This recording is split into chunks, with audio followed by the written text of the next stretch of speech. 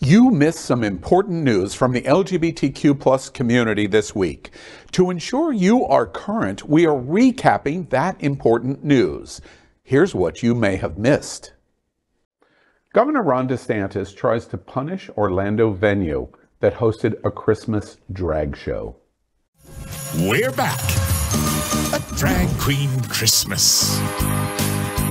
Hosted by Trinity the Tuck and Monet Exchange. We're coming to your city. Get ready, the Naughty Tour is back. 38 cities from coast to coast. Get tickets at dragvans.com. Well, the administration of the anti-LGBTQ plus Florida Governor Ron DeSantis is trying to take away the liquor license of a performing arts center as punishment for hosting that drag show that you just saw that children were allowed to attend.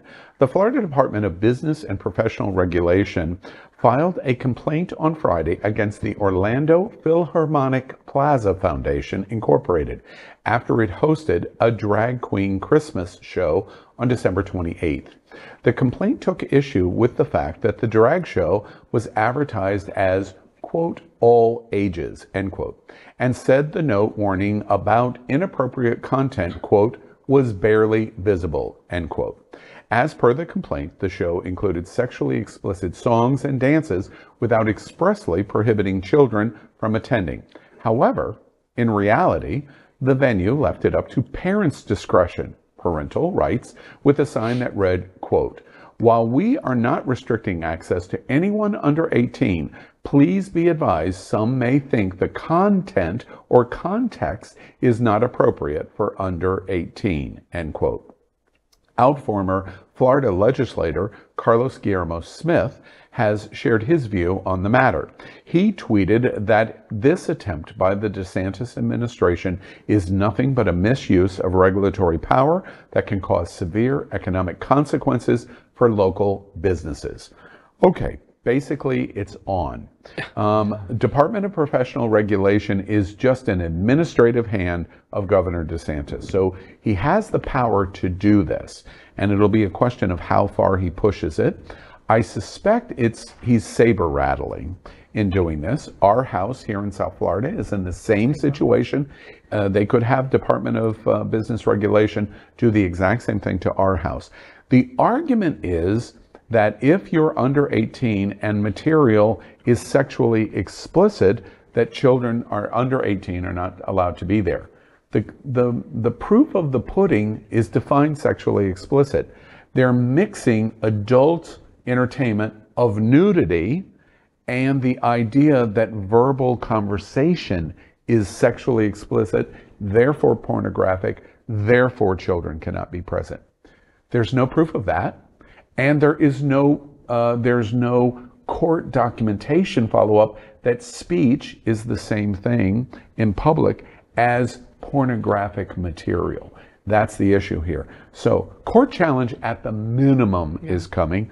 I suspect we won't get there because the case is so incredibly weak. But it is a representation of what the governor is trying to prepare for. And don't forget, every single thing he does is leading to November of 2024. November of 2024, but Al, you made a comment on the show, I think a week or two ago, and you were saying that him being as radical as he is could really be his Achilles heel when he goes to the general elections. Yeah, it's a national thing. Because, yes, in Florida, he's maybe Texas. He's preaching to the base for sure. Right. And when he gets to a national, it's just a question of that base is coming with him. Newsmax is coming with him. Fox News is coming with him. Tucker Carlson and Laura are coming with him. How far beyond, we don't know yet. Whether or not it's a weak case, the power it has to intimidate a lot of businesses and organizations could be incredibly powerful. That is, we don't know how many folks will actually not, right, put on certain shows or not, for people who are even over 18. I like Carlos Guillermo Smith's point here, because it is anti-business in many ways, right? That is, the framing of it could easily become against really kind of freedom of expression, right? Yeah. I mean, things like pornography are ambiguous terms. I mean, that is, so are, you know, it's also ironic that the way that they've peddled themselves to be the party of parental rights, but not in this case. That is, the parents here don't have rights to determine. Decide. You can't decide. It's what they decide. The parents should decide. Yeah. Right. So it's. Right. I agree. I think that is the irony of not only parents' rights, but also small government. So I think that the Republicans prize themselves on being the government should not intervene, the government should not do this, and yet we find them intervening again. People that are under 18 cannot sign up to go to a drag show by themselves, right? Like, there has to be some type of and I think we've legislated this. I mean, if the content of this show, I would imagine, if it were to be filmed, could be shown at 8 o'clock on regular broadcast television, because RuPaul's Drag Race is shown at 8 o'clock on broadcast television, cable, but still at an hour that is appropriate.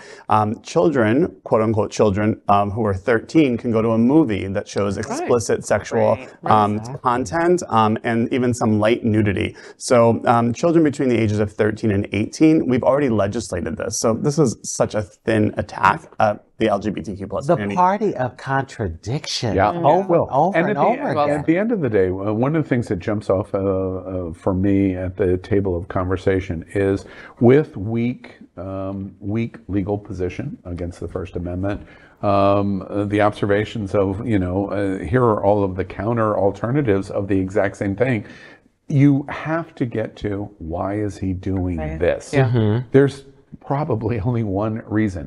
He's running for president of the United States, and he thinks that this is a path to say, see, I have your parental back, and I'm going to scare you, which means you're going to support. And at the end of the day, the focus should not be on the drag queen. For us, for our community, and those that are ACLU, those that are speech embracers of the First Amendment, we should not be distracted by the drag queen. That is misdirection. It is gaslighting. We should be paying attention to what the issue is, which is a person that is trying to get to the White House by any means necessary. That's what we're watching.